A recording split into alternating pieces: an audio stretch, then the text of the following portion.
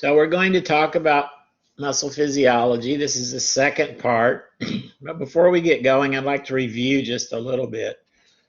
So we looked at the structure of muscles last time.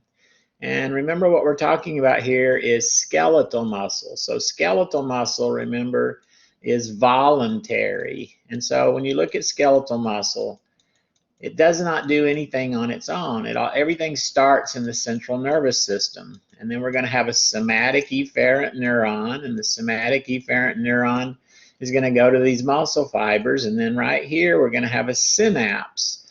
And the synapse here, we're going to release a neurotransmitter, and it's going to cause these muscle cells to contract. And then if you look at these muscle cells, we talked about the structure of them and so on. So if you look at a whole muscle, remember the whole muscle is surrounded by something called the epimysium. So the epimysium here is connective tissue. It's not muscle, it's connective tissue. But if you look inside here, what you're going to see is that there are bundles in here. And these bundles of muscle fibers are called fascicles. Remember, fascicle means cord. So that's a fascicle. But it's also surrounded by connective tissue, and the connective tissue here is called the perimysium.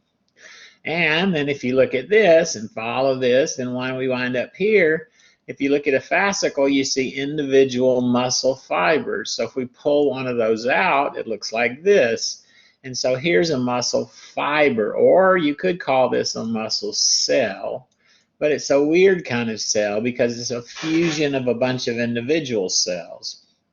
So usually we avoid that word and call it a muscle fiber.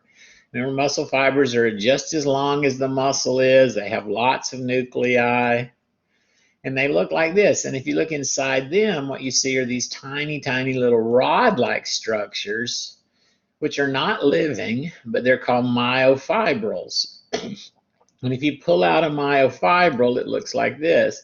And myofibrils, remember, have this striped appearance. So because there's so many of these in the individual cell and they're all parallel to each other, it makes the cell look striped. Now the cell itself is not striped, it just looks striped because of these myofibrils, but they are striped. So we have light areas, here's a light area, and then we have darker areas, here's the darker areas. And remember, what you see when you look at this is it's a repeated unit over and over and over, and the unit reaches from here to here. And one of those units is called a sarcomere. And so if we look at a sarcomere, we can see individual parts that are common to all of them. They all have Z-lines, and those are the boundaries of the sarcomere. They all have these light-colored areas. Those are called I-bands. They all have these dark-colored areas, and those are called A-bands. And in the middle of an A-band is a little bit lighter color, which is called the H-zone. And in the very center is a line called the M-line. And they all look like this. Every single one of them looks like this. And so what we have is sarcomeres end to end to end to end, and that's what forms these myofibrils. And then if you look at the sarcomere, you can see that there are filaments in here. And there's two kinds of filaments. There are thick filaments, that's the purple ones here, and there are thin filaments, which are these red ones. And then we spent time talking about the thick and thin filaments. And that's where we're going to spend basically the rest of this lecture, is talking about these thick and thin filaments and how they work together.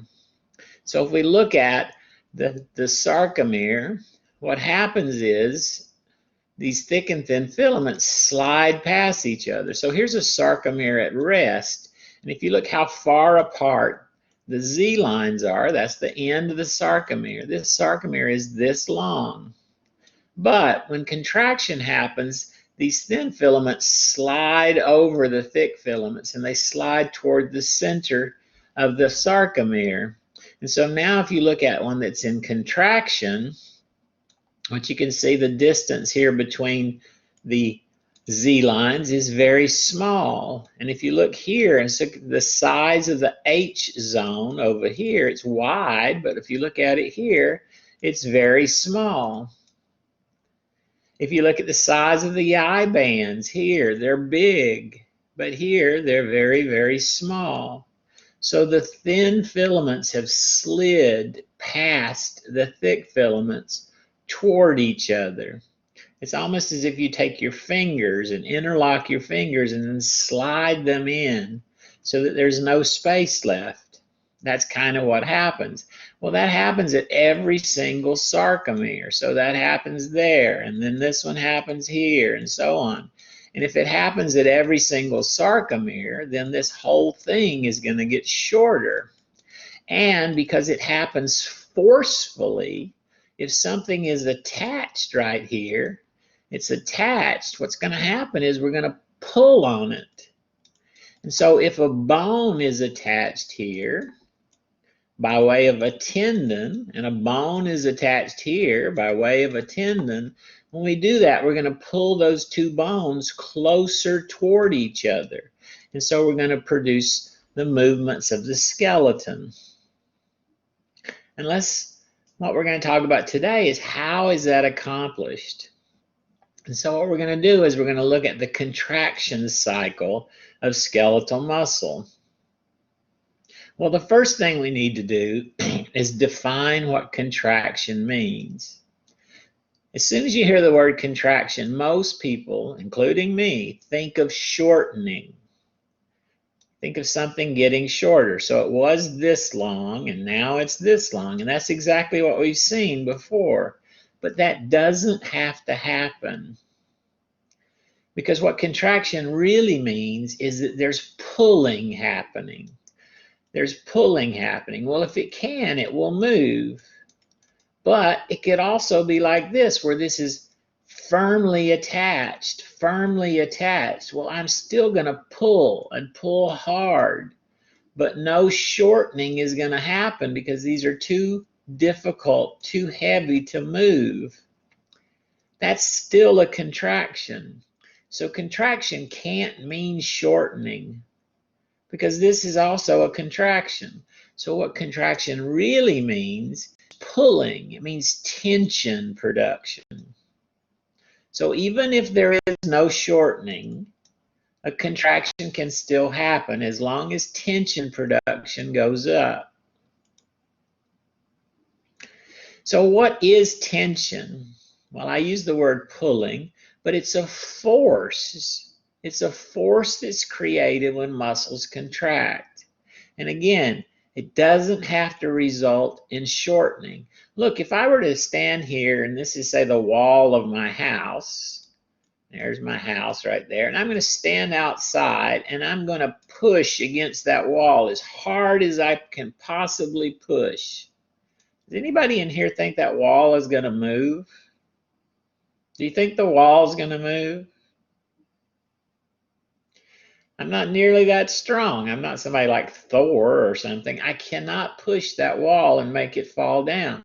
But that doesn't mean that my muscles, all the muscles in my back, all the muscles in my arm, in my legs, they're all contracting like crazy, and they're pushing at this with lots of force.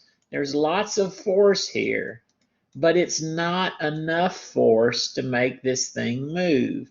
And if this doesn't move, then my muscles can't get any shorter. So tension does not necessarily mean shortening of a muscle. And then, remember, it starts not in the muscle, it's going to start in the central nervous system. And there's going to be a series of steps. And so that's what we're going to see. So first of all, we have the brain and we have the spinal cord. That's where the decision is going to be made. And there's going to be a neuron that goes from that to the muscle cell. It's always myelinated. Everybody remember myelin? Myelin, remember, forms by these Schwann cells and oligodendrocytes. And what it does, remember, is it speeds up the contraction. So when I get the idea to move this muscle, I can make it happen very quickly because the action potential travels very quickly. And what's going to happen when it gets there, it's going to reach this synapse. So look, right here is a synapse. If you blow it up, it looks like that. It's this. Remember, on one side we have these vesicles with neurotransmitters. On the other side, we have these channels with chemical gated channels.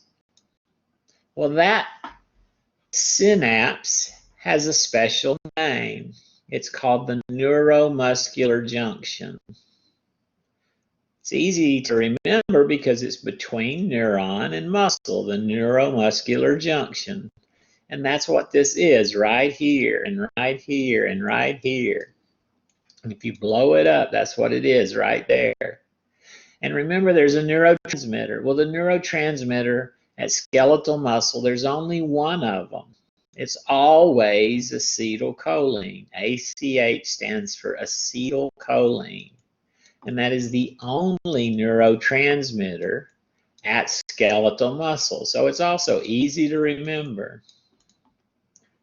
And so if we look at that, if we blow it up, it looks like this. So right here is my neuromuscular junction, right there.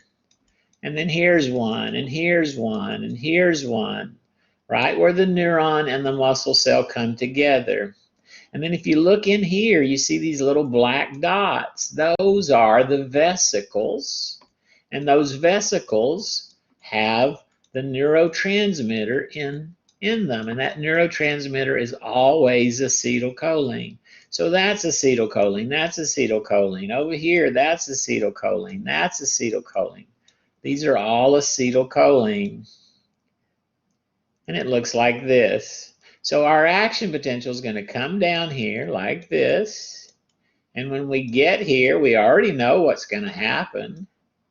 Remember, we're going to open voltage-gated calcium channels. Calcium is going to come in. The vesicles are going to move. And we're going to release the neurotransmitter into the cleft. And over here are going to be channels. Here's that model that we were looking at. And look, there's our neuron right there. And right here is our neuromuscular junction.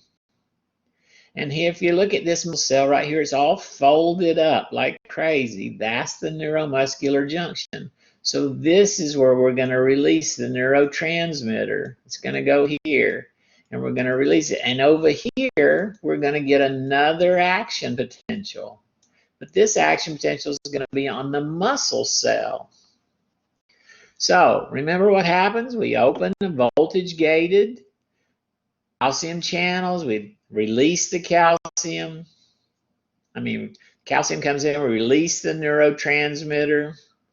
It looks like this. So here comes our action potential. Right here is a voltage-gated calcium channel. It's going to open, and calcium is going to enter. That is going to make all of these little vesicles move. And when they get to the bottom, remember, they're going to fuse with the membrane and they're going to release the neurotransmitter. And again, the neurotransmitter is always acetylcholine. And that's going to diffuse over here where we have channels.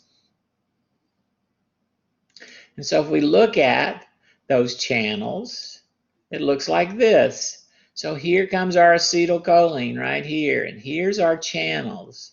Now, this is a channel we haven't really talked about. It's called a chemical gated. So chemical opens it, the neurotransmitter opens it, sodium-potassium channel. So in other words, it's got two ions, and they both go through it, and they go simultaneously. But they go in opposite directions. Sodium comes in and potassium goes out. Well, it sounds like that they cancel each other out. But everybody remember our ratio? It's 3:2. So that means more sodium goes out than potassium comes in. So more sodium is going to go out. Less potassium is going to come in. And so we're going to have more positives going out and fewer positives going in, which is going to make our potential move this way. And so, again, it's an excitatory stimulus. And that excitatory stimulus is a graded potential. It's a graded potential.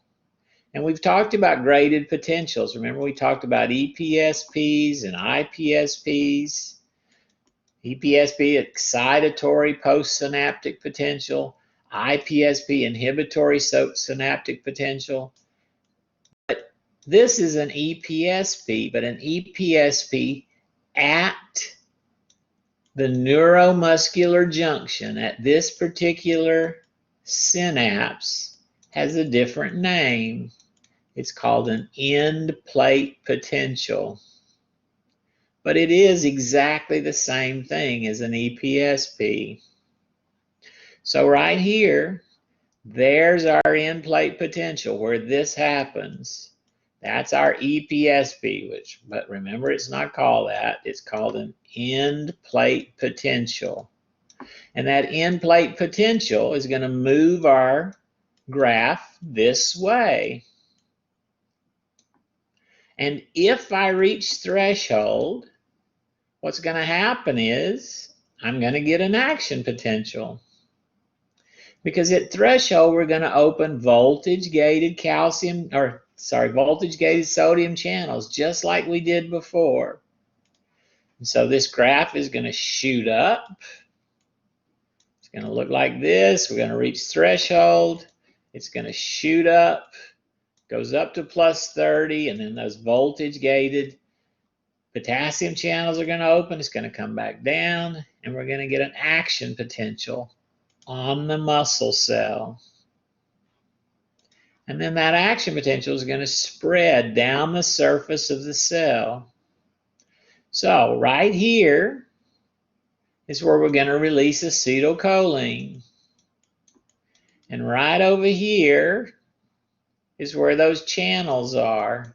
And we're going to get an end plate potential. And if it's big enough, we're going to get an action potential. And then the action potential is going to be on this sarcolemma. But remember, it doesn't stay on the sarcolemma. When it gets here, it goes in here. And it goes in here.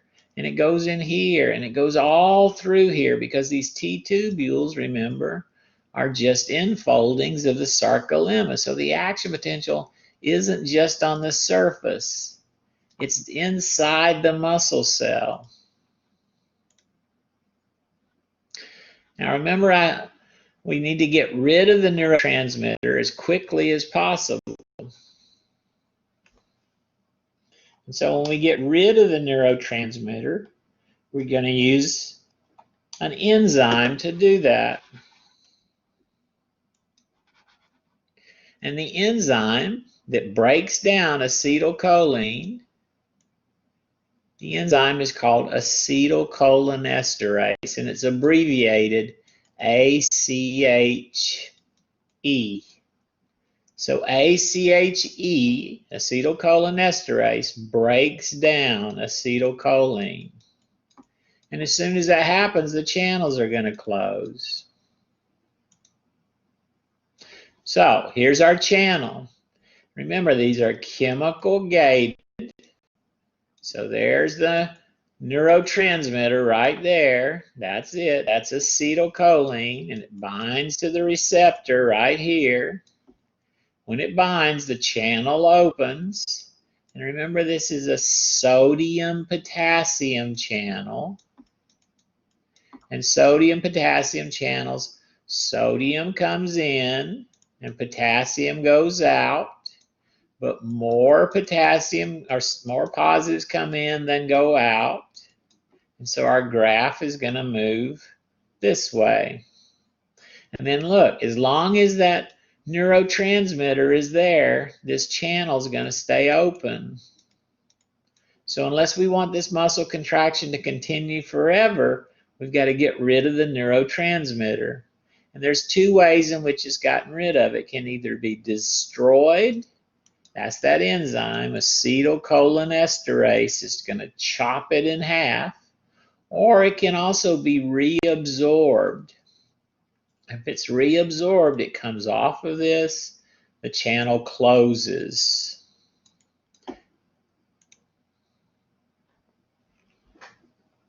But we're going to get an action potential. And that action potential, just like on a neuron, is going to go traveling down the membrane. It's going to be propagated down the membrane. Remember, there's no myelin on muscle cells. And if there's no myelin, the only kind of contraction we can get, or kind of conduction we can get, is continuous.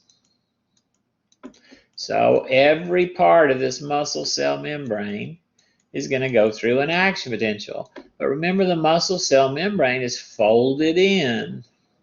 And so as soon as I get to where it's folded in, the T-tubules, it's going to go this way. And so it's going to be conducted deep into the muscle cell. And so we saw this before. Here we are at rest. There's our action potential right there. And look, it goes down in here too. And remember, the T-tubules are butted up against the sarcoplasmic reticulum. And inside the sarcoplasmic reticulum is all this calcium. Well, when the action potential comes, we're going to open those channels, and the calcium's going to come out. And it's the calcium that's going to cause the contraction. So, again, here comes the action potential. There's our channels. They're going to open, and the calcium is going to come pouring out.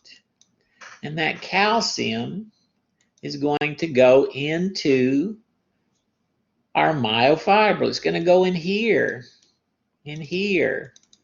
It's going to go in here.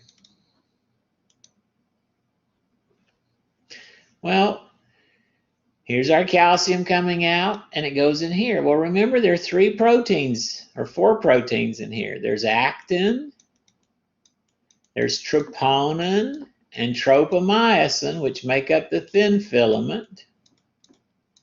And there's myosin, which makes up the thick filament. Well, only one of these proteins out of all 4 has a calcium binding site. The only one that cares anything about calcium is troponin. Troponin, remember, has a calcium binding site. And remember, troponin looks like this. And when calcium binds, it changes shape. It tilts like this. So calcium is going to come in, it's going to bind to troponin, troponin is going to change shape. And when that happens, tropomyosin is going to move off of the binding sites. And so look, here the binding sites, there they are right there, they're all blocked by tropomyosin. But as soon as calcium comes in and binds to these calcium binding sites, and troponin changes shape, tropomyosin is going to move. So we're going to see this happen.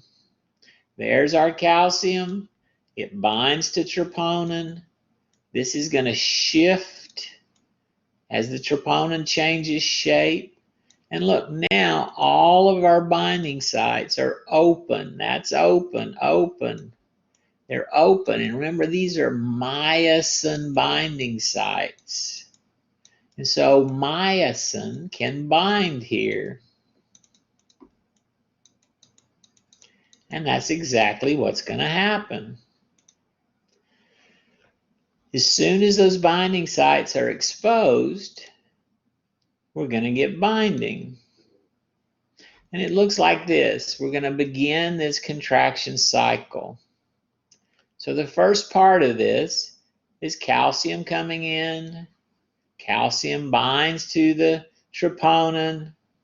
There it is right there. Troponins going to change shape, and it's going to move, and we're going to expose these binding sites. But so far, we don't have a contraction. No contraction has happened. The next thing that happens, though, is that myosin is going to bind to actin. So remember, myosin looks like this, and it has two binding sites. One of those is an actin binding site on each head. The other one is an ATP binding site right here. And now we've got actin up here, and the binding sites have been exposed. So here's our binding site right there. It's not covered up anymore. And so immediately when this happens, we're going to get binding between these two things. This is an actin binding site, and that's a myosin binding site. They're going to bind together. When they bind together, we're going to get something called cross bridges. So we're going to get cross bridge formation.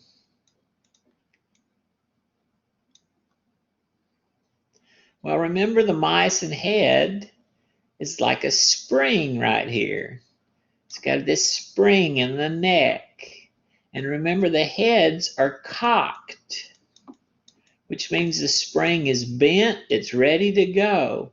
Well, as soon as the cross bridges form, it releases the spring. And when it releases the spring, the myosin head is going to fly back to its resting position. It's going to go this way. And when it does that, it's going to pull right here. It's going to pull on this. And it's going to make this slide this way. That's called the power stroke. So look, there's the myosin heads binding right there. There's our cross bridges. And then there's our little spring. There's the little spring. Remember, the head is going to go back to its resting position. And so when that happens, when it goes this way and it goes this way, it pulls on this thin filament. And so the thin filament is going to move in this direction. Well, when that happens, the thin filaments are going to slide toward the center. Well, that bond between myosin and actin is pretty strong. It's a strong bond. And it's hard to break. So something is going to have to happen to break this bond. And what happens is ATP binds. Remember, our myosin head has two binding sites. It has an actin binding site, but it also has an ATP binding site right here and right here. And so ATP is going to bind in that binding site. And when that happens, this bond weakens and the cross bridges are broken. But we're still in this position here. The head is not cocked. And so what happens is we're going to have to use energy to get it back to the cocked position. And so that ATP, which was bound right here, that ATP split. And we're going to use the energy to recock the heads. So remember, we had a bond right here. That was our cross bridge. But here comes ATP. ATP is going to bind, and that's going to break this bond. This bond is going to be broken. This bond is going to be broken. But look, the head is in the wrong position. We have to recock it. And to recock it, we're going to use this energy in this ATP. We're going to split it. And we're going to get ADP and P. And we're going to recock the head. Remember, ATP stands for the adenosine triphosphate, 3 phosphates. Well, when we split it, what's going to happen is we're going to take one of those phosphates off. So we're going to take one off, and we're going to be left with 2 phosphates. So it's not ATP anymore, it's ADP. D stands for di. So look, there's adenosine diphosphate, and then there's the one we took off. And when we take that off, we get energy. And that energy is used to recock the head. Recock the head. So look, you can see cross bridges forming here. Those are cross bridges right there. This is that bond. And then what's going to happen is, remember, we're going to, it's like releasing the spring. It's going to go that way, and we're going to drag the actin that way. So here we are. Everything is in this resting position. Here comes calcium. Calcium binds to troponin. There's troponin. This tropomyosin is going to move off the binding sites. The binding sites are now available. Myosin and actin are going to bind. That's cross bridge formation. The heads are going to rotate this way. This is going to slide in this direction. And then remember, ATP is going to come in. It's going to break this bond right here. The cross bridge is going to separate it. And then we're going to use the ATP. We're going to split it into ADP and P. And we're going to use the energy to put the head back to the way it was. Well, if you're using the PowerPoint, look at this. This is a GIF, and you can see it actually happening. So here are those steps again. So step number 1, calcium is going to come in. Calcium is going to bind to troponin. Troponin is going to change shape. And when it changes shape, it's going to pull tropomyosin off the binding sites. So tropomyosin is going to move. And we're going to expose the binding sites. And then step number 3, myosin and actin are going to bind. We're going to form these cross bridges. Step number 4, the head is going to rotate in this direction. And it's going to pull the tropomyosin with it. That's called the power stroke. The power stroke. And then remember, this is a stable bond. So what's going to happen is ATP is going to come in. It's going to bind. That is going to weaken this bond, and it's going to separate. And then we're going to split the ATP into ADP and P. And we're going to use that energy that we get to recock the head. So it's steps. And here they are. So while you're studying, come back to this slide. This is a very nice summary slide. And here are those 6 steps in order. And it tells you exactly what's going to happen in each step.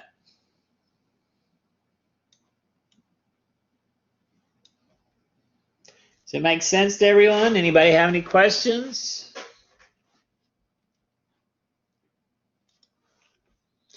Let's go back through it one more time. So here are our 6 steps. So step number 1, that's going to be the calcium. It's released from the neurotransmitter. Here comes the released from the sarcoplasmic reticulum by the neurotransmitter, and here it comes in here. The calcium is going to bind. As soon as calcium binds, we're going to expose those myosin binding sites because this tropomyosin is going to move.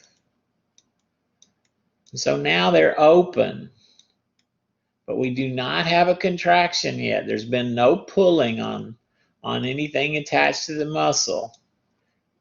We're just setting it up so it can happen. But the very next thing that happens is we're going to get binding right here and right here. That's cross bridge formation. And then remember, that's like releasing this spring. And so the heads are going to fly this way. Well, that is called the power stroke. The power stroke. And when this head goes this way, this is going to move in this direction.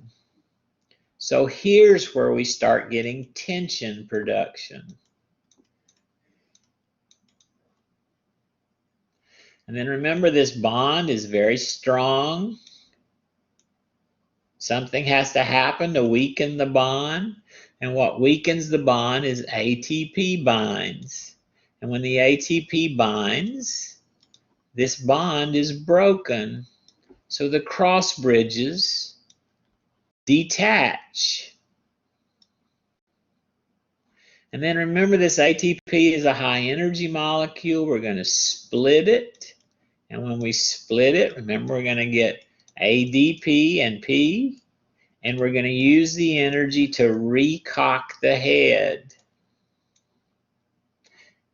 Those are those 6 steps. Any questions? They have to happen in this order in order for this to work. So here it is one more time. Here's our cross bridges forming. That's that bond right there, that strong bond. And then remember, it's like releasing the spring. And when you release the spring, the heads are going to rotate toward the center. And so that's what's going to happen right there. That's the power stroke. And look, it's going to pull the thin filament this way. And then what's going to happen is ATP is going to bind. It's going to break this bond. So look, the bond is broken. And then we're going to split the ATP into ADP and P. And we're going to get the energy from it. And that energy is going to be used to recock the head. But look, when we do that, these binding sites are still open. They're still open. And now the head is recocked. And so what's going to happen is immediately it's going to start all over again. So we're going to go through this cycle, but immediately, look, it's going to happen again.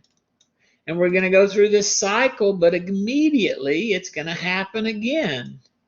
And it's going to continue to happen, and it's going to continue to happen.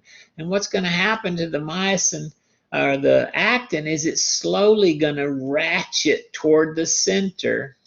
And so this is going to ratchet this way, and this is going to ratchet this way. And when that happens, these two things are going to move closer to each other.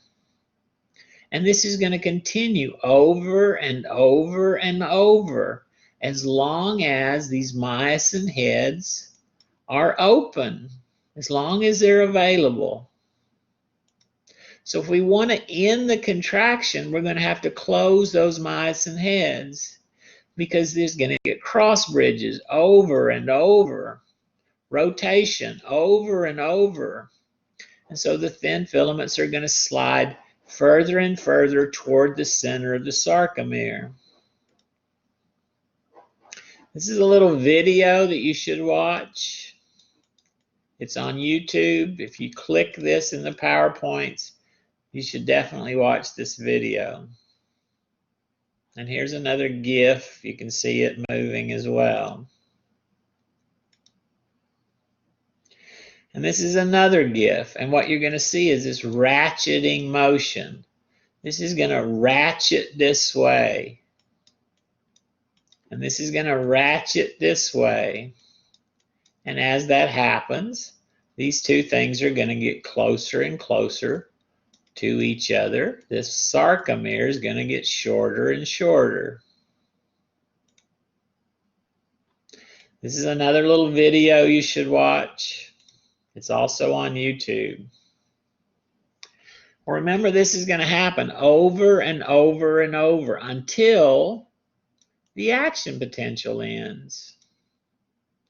Well, when the action potential ends, what's going to happen is those voltage-gated calcium channels are going to close, and the pumps, the calcium pumps, are going to remove the calcium.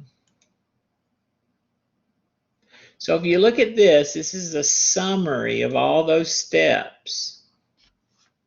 And so you should be able to understand these. You should also be able to put them in order. If you look here, you can kind of see what's going on. And so look, here is the action potential coming down here. There's the release of the acetylcholine. That's our neurotransmitter. Remember, the neurotransmitter is going to bind the channels over here. We're going to get an end plate potential. If that end plate potential is big enough, we're going to get an action potential. And the action potential is going to go this way, and it's going to go down the T-tubules. And remember, there are voltage-gated channels right here, voltage-gated calcium channels. And when that action potential comes down, it's just a change in voltage. Those are going to open, and the calcium is going to come pouring out. When the calcium pours out, it's going to go into the myofibril, in there where myosin is. But myosin doesn't care about calcium. In there where tropomyosin is, but that doesn't care about calcium. And it's in there where actin is, but that also doesn't care about calcium. The only protein that cares about calcium is troponin.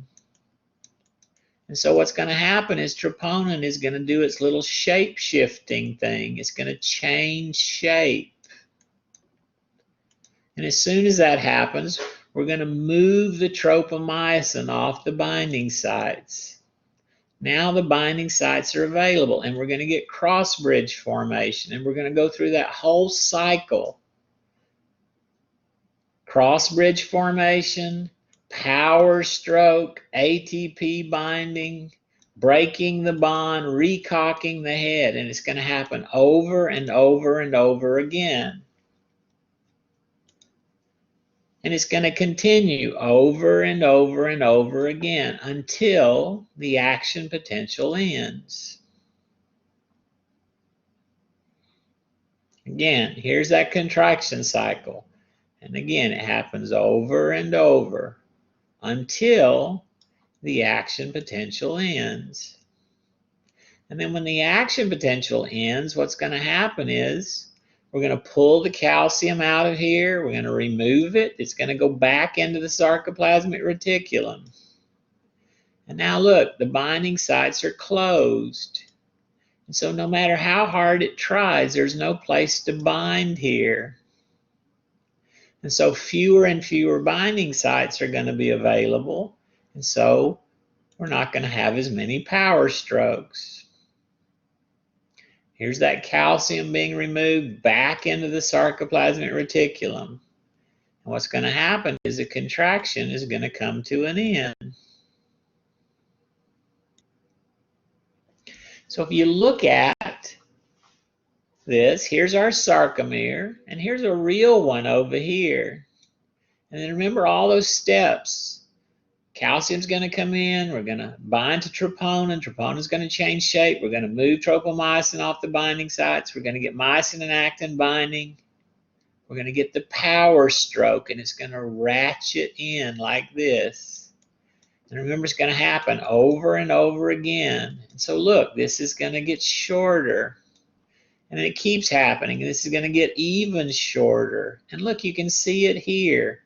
This went to this, which went to this. And look what happened to the size of the H zone. It completely disappears. Look what happened to the size of the I bands. They basically completely disappear. That's because these thin filaments are sliding past the thick filaments. So here's another view of this. So here we are at rest. And look, the heads are cocked. They're already cocked, every single one of them. They're all cocked. But look, there's no binding sites open. So if I were to try to reach and grab, there's nothing to grab. But then calcium comes in. And when calcium comes in, troponin changes shape and tropomyosin moves. And when tropomyosin moves, look, the binding sites are now available. Immediately, we're going to get this happening. We're going to get myosin and actin binding. That's our cross bridges. And again, that's like releasing the spring. So the head is going to rotate this way. And you see it right there. That's our power stroke. And it's going to drag this with it. And then remember, ATP is going to bind. We're going to break this cross bridge, break the bond. It's gone. It's not there. And then we're going to use the energy of ATP to recock the head. And you can see that right there. But again, this is still open. These binding sites are still available. So immediately we're going to get binding. We're going to go through this whole cycle again. And again, it's going to ratchet toward the center.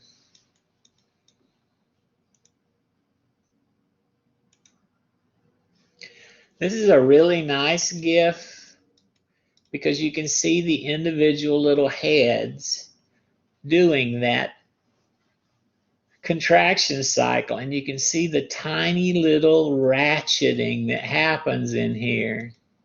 And remember, it happens toward the center, so it happens that way on this side and this way on this side. And you can watch this H zone slowly disappear.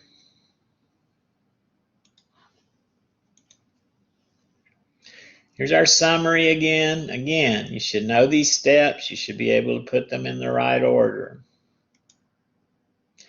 Here's this view again. So, at rest, here comes the calcium here, binds to troponin. We're going to move the tropomyosin.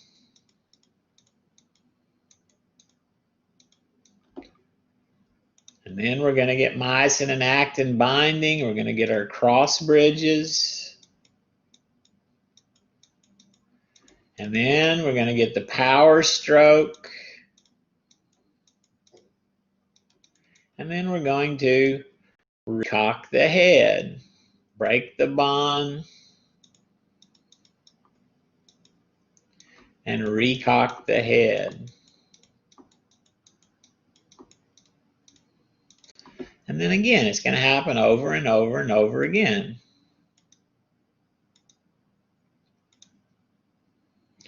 There's our steps again. So that's like the fourth time I've shown them to you. It should tell you they're important. And here it is again, at rest. The reason it's at rest is because the binding sites are blocked. They're blocked by tropomyosin. If they weren't blocked, myosin would bind, but they are blocked. And then here comes the calcium. And what's going to happen is we're going to unblock the binding sites because tropomyosin is going to move, and now they're available. Immediately, we're going to get myosin and actin binding. We're going to get that cross bridge formation. And then we're going to have the power stroke. The heads are going to rotate toward the center. And then ATP is going to bind. We're going to break the bond. And we're going to use the energy to recock the head.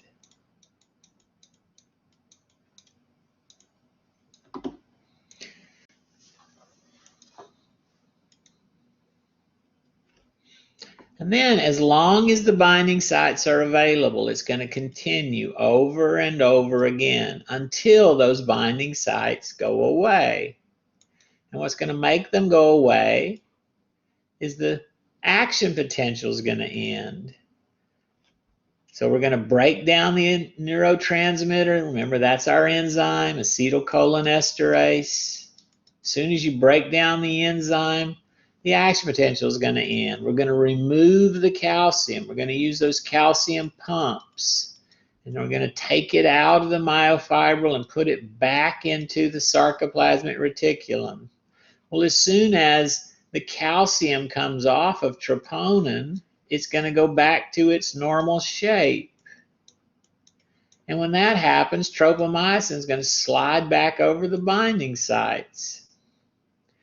As soon as that happens, then there's no more binding sites. So as fewer and fewer binding sites are available, fewer and fewer cross bridges are going to form. And so tension is going to slowly go down. And so as tension is reduced, eventually the contraction is going to end. One more time, here's our summary. One more time, you can see what it looks like. And then here's another video that you should watch. It's on YouTube. Just click this if you're in the PowerPoint. And that's the contraction cycle. Any questions about it?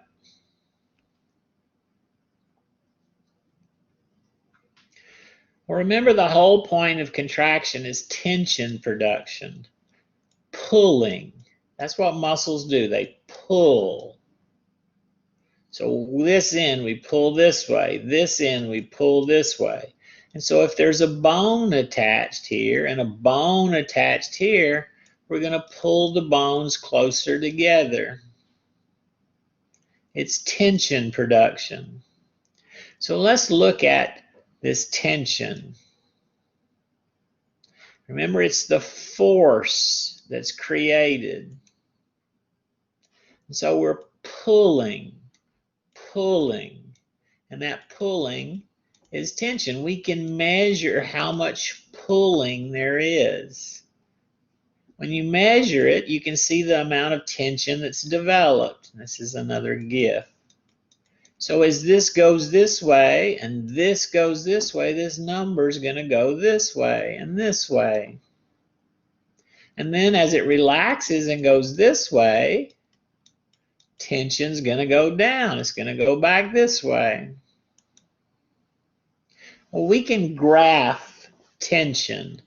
So look, this is tension. This is, again, pulling. So this is the force over here. That's how much force was created. Well, don't forget that the whole point of this, or what starts it, is this action potential. So remember, the action potential comes along. We're going to release the calcium. Calcium is going to bind to troponin. Troponin is going to change shape, move tropomyosin, and then we're going to get binding sites. So right here is where those binding sites are going to open, and we're going to start getting cross bridges. And as soon as cross bridge formation happens and we get the power stroke, tension is going to go up. And so we're going to get to this point right here. And that was the maximum tension that was produced. But then the action potential ends remember what's going to happen is we're going to pull the calcium out. It's going to come off a troponin. Troponin is going to go back to its shape. We're going to cover up the binding sites. And as we cover up the binding sites, tension is going to go down. And so if we look at this graph, this is what it looks like. Well, actually, this graph is just one single contraction. And one single contraction is called a twitch. So one action potential, one contraction cycle. This is the maximum tension right here. That action potential ends, contraction ends. That's a twitch. One action potential, a single action potential. Well, if you look at this, you can divide this contraction, this tension, up into three parts. There's this part right here. Look, there's our action potential. It's already happened, but we don't have any tension yet. That's called the latent period. And then we have the period where tension is going up. That's called the contraction period. And then we have the period where tension is going down. That's called the relaxation period. So if we look at those three periods, this latent period, the word latent means hidden. So whatever's going on does not show up on this graph. Look, there's no change in tension during the latent period. So what is going on? Well, it's a bunch of things. If you look at those steps, remember we're going to release the neurotransmitter, acetylcholine. It's going to be released. We're going to open those channels. We're going to get an action potential on the muscle cell.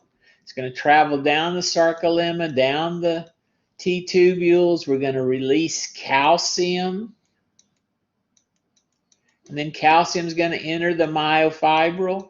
And then calcium is going to bind to troponin.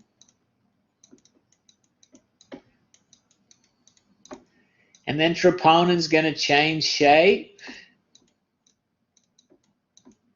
And it's going to move tropomyosin off of the binding sites. All of that is happening, and there's no increase in tension. Sometimes this is called excitation-contraction coupling. In other words, it's what connects excitation, the action potential, and contraction, tension production. That's what's going on here. And then we have contraction. Contraction happens as soon as we start getting cross bridges. Remember, cross bridges are going to happen. We're going to get the power stroke. We're going to break the bond, recock the head, and we're going to get more cross bridges. And so as more and more cross bridges form, the tension is going to go up. So that's what happens during contraction. And then we get relaxation. When our action potential ends and we start pulling the calcium out of the myofibril and putting it back into the sarcoplasmic reticulum, fewer and fewer cross bridges can happen. And as fewer and fewer cross bridges happen, tension goes down. So three periods: latent period, contraction period, relaxation period. Again, this all happens after the action potential. Look, here's the action potential.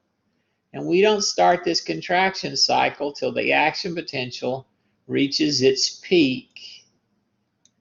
And then the action potential ends way, way, way before the contraction is finished. But here are the steps. Remember all those steps I kept showing you over and over and over? Well, here are the things that are happening in the latent period. So it's the first 4 of these steps. So action potential on the sarcolemma T tubules, release of calcium, calcium binds to troponin, troponin changes shape, tropomyosin moves off the binding sites. That's what happens during the latent period. And then here's what happens during the contraction period. Myosin heads bind to actin. We're going to get cross bridges forming. We're going to get the power stroke. ATP is going to then bind, break the bond. ATP split, recock the head, and it's going to happen over and over and over until the action potential ends. But as soon as the action potential ends, then we're going to enter the relaxation period. Calcium is going to be pumped back into the SR. Troponin is going to go back to its normal shape. Tropomyosin is going to cover up the binding sites, and the contraction is going to end. So you should be able to tell me which part of all of these steps happens in which period. So when you're studying this, when you're thinking about it, don't just read it. Picture it in your head. Picture it happening. If you can picture what's happening as these steps go, it's much better than just trying to learn these steps by rote. Any questions? So remember we just looked at a twitch. Here's a twitch. And remember a twitch is one action potential and one contraction. And if we let this thing go all the way back down here again, and then we repeat the action potential, the same thing's going to happen again.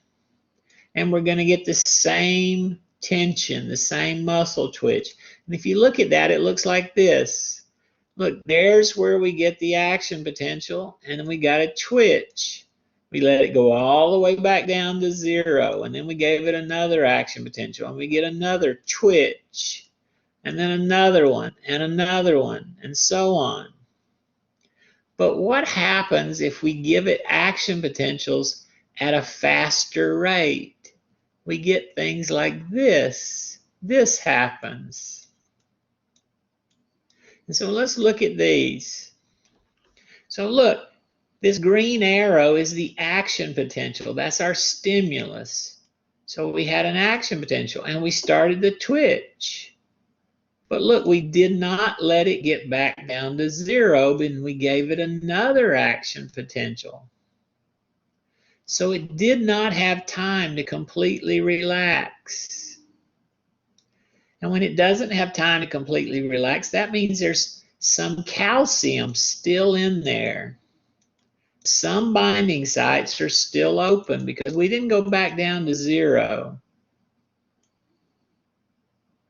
Well, when we give it another action potential, what's going to happen is we're going to get more calcium released.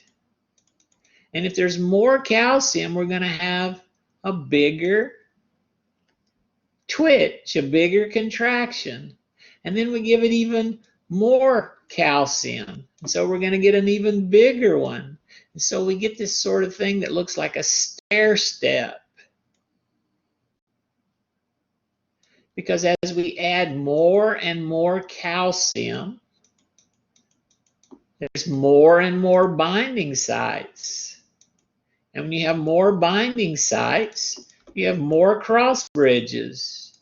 And when you have more cross bridges, you have more tension. And more tension is what we're measuring. But eventually, if you keep doing this, what's going to happen is these ups and downs aren't going to get any taller. In other words, the next time I did it, I'm going to get this much again. And the next time I did it, I'm going to get this much again. Same thing, over and over. It's not going to get any taller. And the reason for that is because at this point, all the binding sites are available. all binding sites are open. And so no matter how much more calcium I give it, there aren't any more binding sites available. And so it's going to look like this.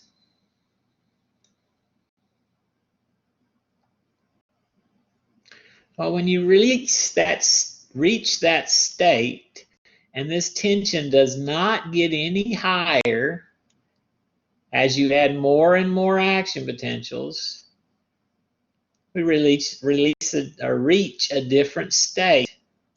So remember, this is called a twitch. This is called wave summation. So this is also wave summation right here. But when we reach this maximum, the name changes. Now it's called incomplete tetanus. And then look, if we continue to do that, but we speed up how fast the contractions are coming, look over here. Contractions, we only had 5 action potentials here. But here, in that same amount of time, we probably have, I don't know, 15 action potentials. And what's going to happen is we're not going to give it any time to relax at all. And so we're going to go start looking like this. Look, the ups and downs here are big. Here, the ups and downs are small. Here, the ups and downs are even smaller. Here, there's no ups and downs at all. Because what's happening at each one of these is you're giving it less time to relax before you stimulate it again. So you can see the same thing here. Look, I gave it plenty of time to relax. There's this much time. Now, it doesn't go back to 0, but there's still lots of time to relax. But here, I'm giving it less time to relax, less time. And here, I'm giving it 0 time to relax. And when there's no time to relax, look, there are no more ups and downs. That's called complete tetanus. So if we go back to this picture, this is twitch, this is wave summation, this is incomplete tetanus. Look, it's not getting any taller, but there's still ups and downs. And then finally, there's complete tetanus, where there are no ups and downs. There's no time to relax at all. Well, when most people hear the word tetanus, they think of a disease. Well, the reason tetanus, the disease, is called that is because you ingest a toxin. And what that toxin does is it produces this state. That toxin makes your muscles contract and stay contracted. There's no time to relax, and so your muscles go into tetanus. And so we call this the tetanus toxin or tetanus disease. But tetanus itself is not bad. Tetanus like this is not bad. We do it all the time. Everybody hold your arms straight out in the air. So here you are. Put one of your arms like this. There it is, out in the air. Well, look at your arm. Is it jumping up and down, or is it staying nice and smooth? If you hold your arm out in the air, it doesn't jump up and down. And you can hold it there a long time, and it won't do any of that jumping up and down. It's just straight out. Well, what's happening is your brain is telling the muscles that control that arm, they're telling it to stay contracted. Well, the only way they can do that is by this. So the brain is sending these signals. And look how fast the signals are coming. And so this muscle stays contracted. And so your arm does not move. It stays contracted. It stays smooth. Same thing happens if you just hold your head up straight, which we all do all the time. Think about it. Your head, your back, your legs. If you're standing up, they're all straight. They're this smooth contraction. And so what we're doing is we're doing tetanus. We're doing tetanus at all those muscles. They're in complete tetanus. Otherwise, if they weren't in complete tetanus, they'd look like this. They would be jumping up and down. And so when you looked at someone, they would be jerky. They would be jumpy. They would not be this smooth contraction. So don't think of tetanus as being something bad. It's something we do all the time. Now, when you get the disease tetanus, though, remember what happens is we want tetanus because we want to stay smooth. So it's voluntary. But if you get that disease, that toxin makes it involuntary, makes you unable to relax. And so when anybody who has the disease tetanus, what happens to them is their whole body, all of the muscles in their body contract and stay contracted.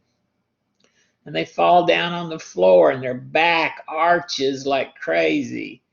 And their hands and arms stick straight out like crazy. And their head and their mouth, everything's contracted. And you can't move because you're rigid.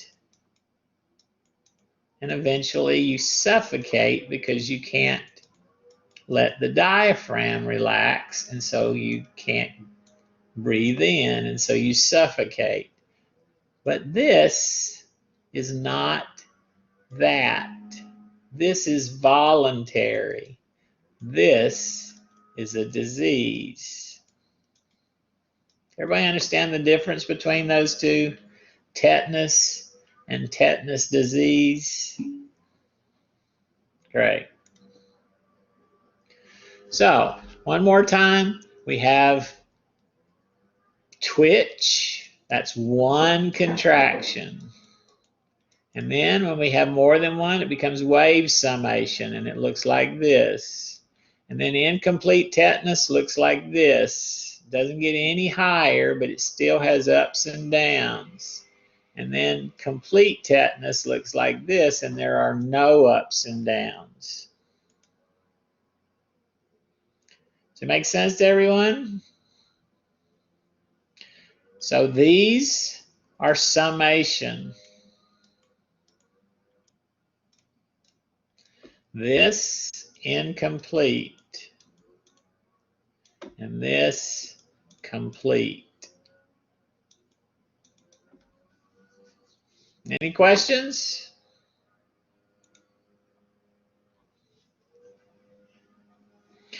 Well, remember this is all voluntary. This is skeletal muscle. It's voluntary. So remember, the contraction doesn't start at the muscle. It starts in the brain, in the spinal cord. And so there's a nerve that goes to that muscle. Well, if you look at the nerve, a nerve is a bunch of neurons, a bunch of them all traveling together. We'll see this a little bit later on. But when you get to the muscle, the neurons split out and they go to different parts of the muscle. And so when you look at it, it looks something like this. So there's the nerve. Now they only have 2 neurons in here, but there are thousands of neurons in here. But to make it simpler, they just show you 2. But look, it's going to this muscle. And so if we were to put a neuron to every one of these muscle cells in here, you could see that it would be thousands. But they don't do that to make it simpler. And so what they're showing you is called a motor unit. And what a motor unit is one neuron one neuron, and the muscle fibers it goes to.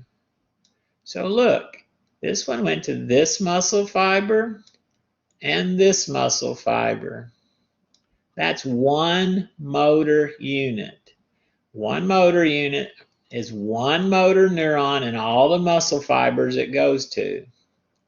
Now, when I look at this one, it's two, but it's not usually two, but it varies. It can be anywhere from a few to several hundred, depending on which muscles you're talking about.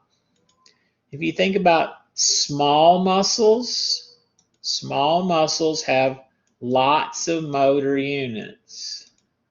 But if you talk about big muscles, there are fewer motor units.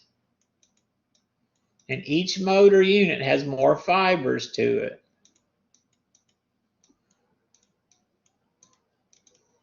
But let's look at this one. So look, there are two motor units in this picture. So if we look at the red one, look, the red one goes to this muscle fiber right here, this muscle fiber right here, and this muscle fiber right here. 1, 2, 3 muscle fibers. So if I activate this motor unit, the red one, action potentials are going to go to all 3 of these muscle fibers, all 3 of them, and all 3 of these muscle fibers are going to contract. So if I activate the red motor unit, 3 muscle fibers of this muscle, not the whole muscle, but 3 fibers are going to contract. Well, let's look at the other one. I look at the other one, the blue one. Look, here comes the action potential. But if I count how many motor or muscle fibers this one's connected to, it's just this one and this one. So this neuron can only cause this one to contract and this one to contract. So if I activate the blue motor unit, we're going to only get 2 muscle fibers contracting.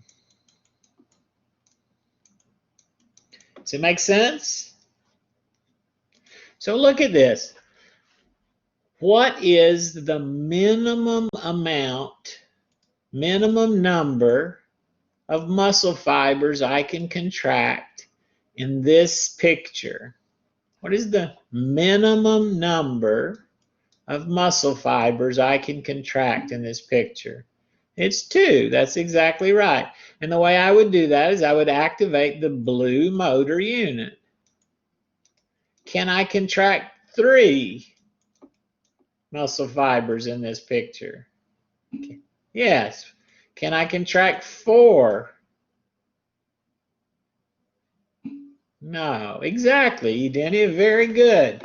Because look, there's no combination that's 4. Can I contract 5? Yeah, and the way I would do that is I would activate both of these at the same time. So this one would go to 1, 2, 3, and this would go to 2 more. So yes, I can do 5, but I cannot do 4. Because there's no combination of these that equal 4.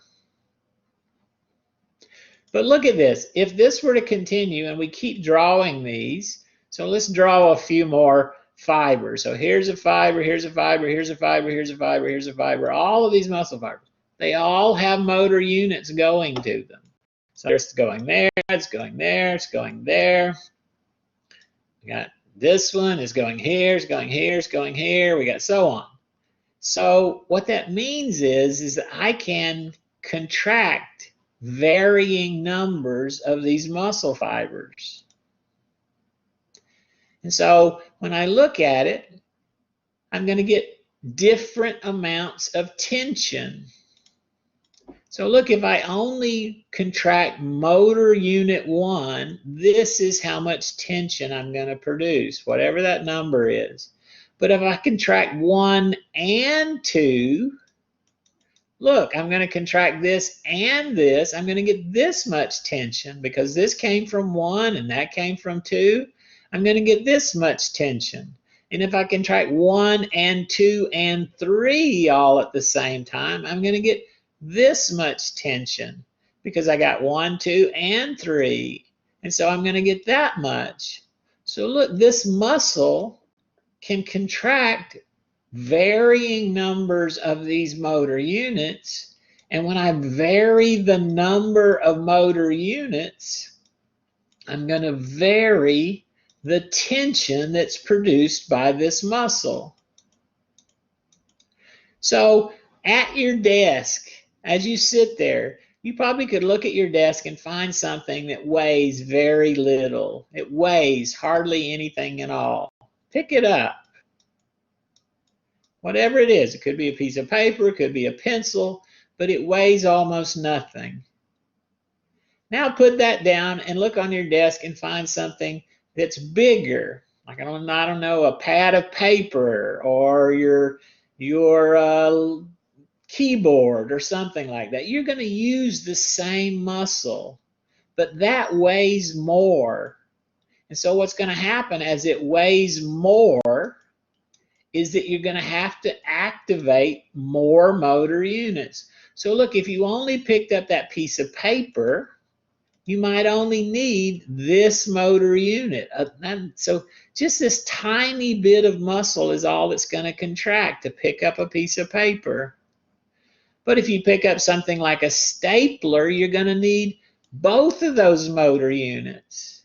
And if you pick up your chair, you're going to need all of these motor units. But look, you're using the same muscle.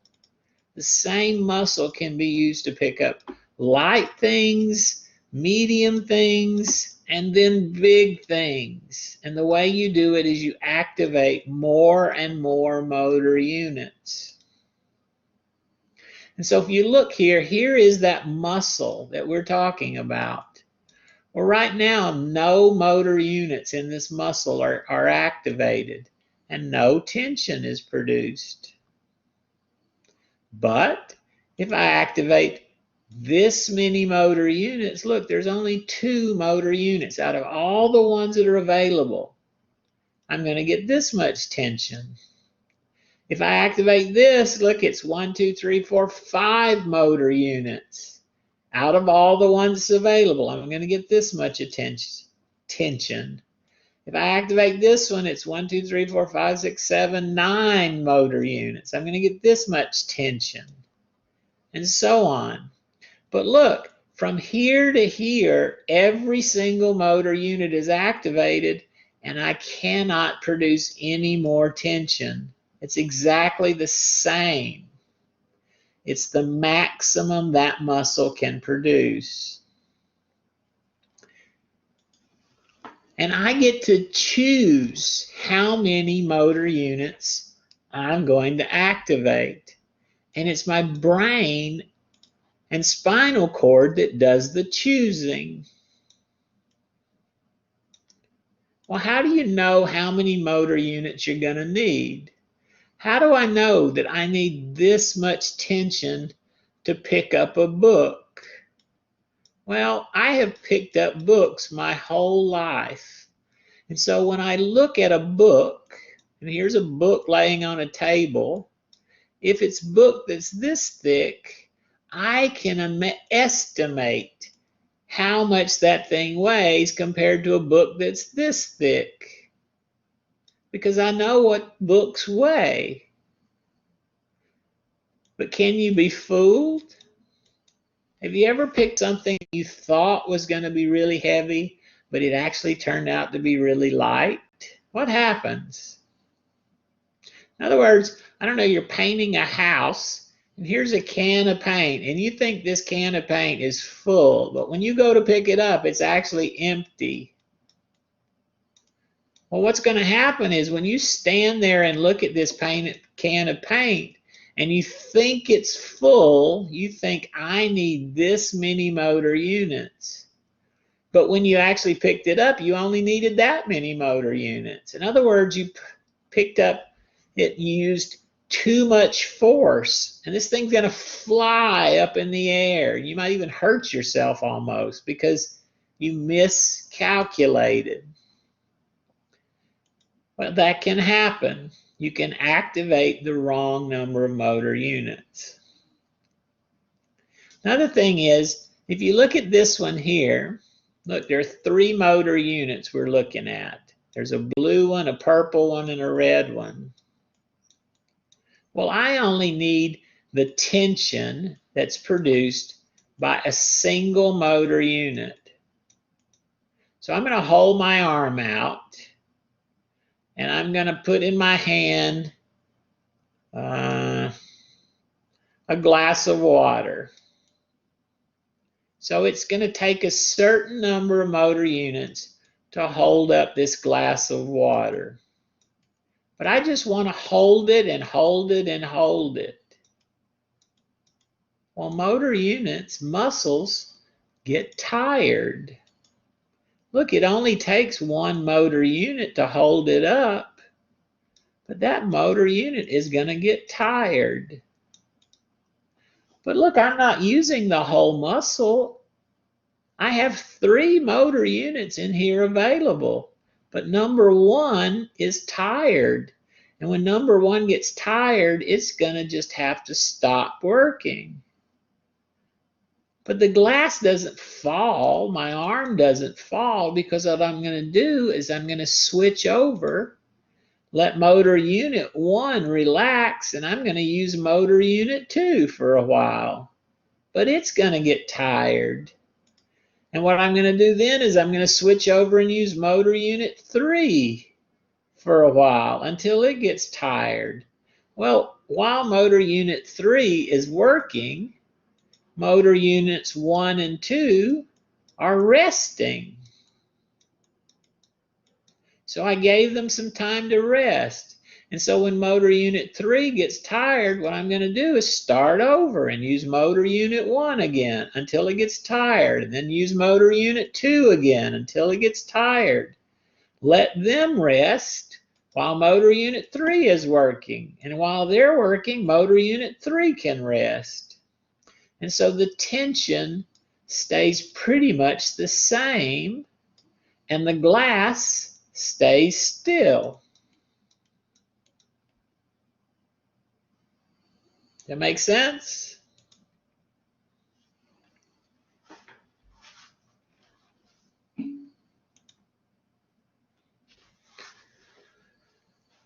But again, how do we know how many motor units? Well, we look at it. We feel it, we touch it, we look at it, and our brain makes the decision about the number of motor units needed. But it's a guess. It's a guess based on experience. And so sometimes we can be wrong. But if we are wrong, we can make adjustments very quickly.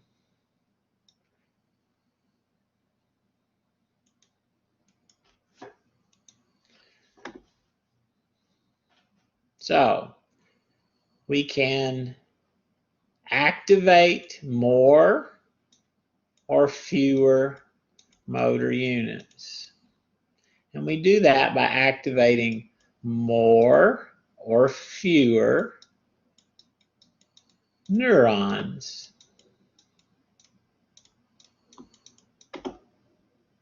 Any questions?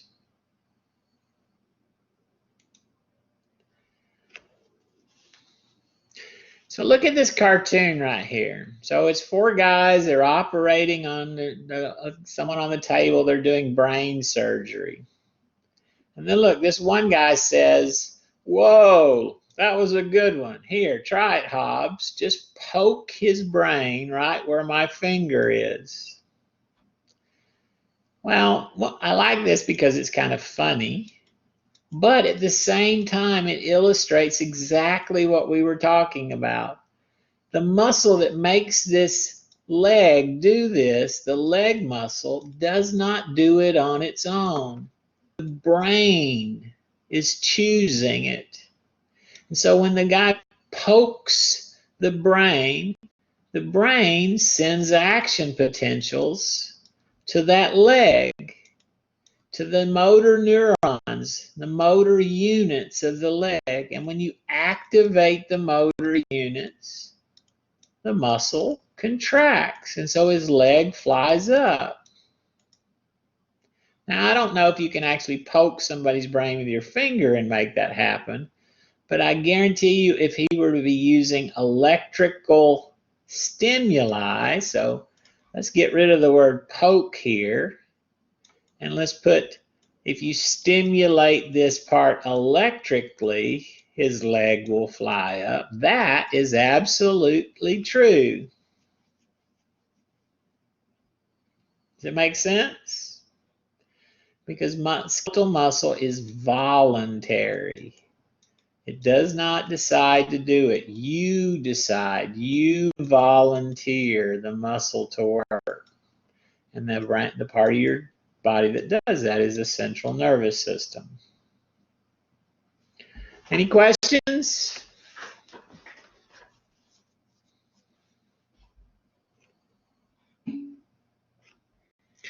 Okay, well, that's where this part ends. So I'm going to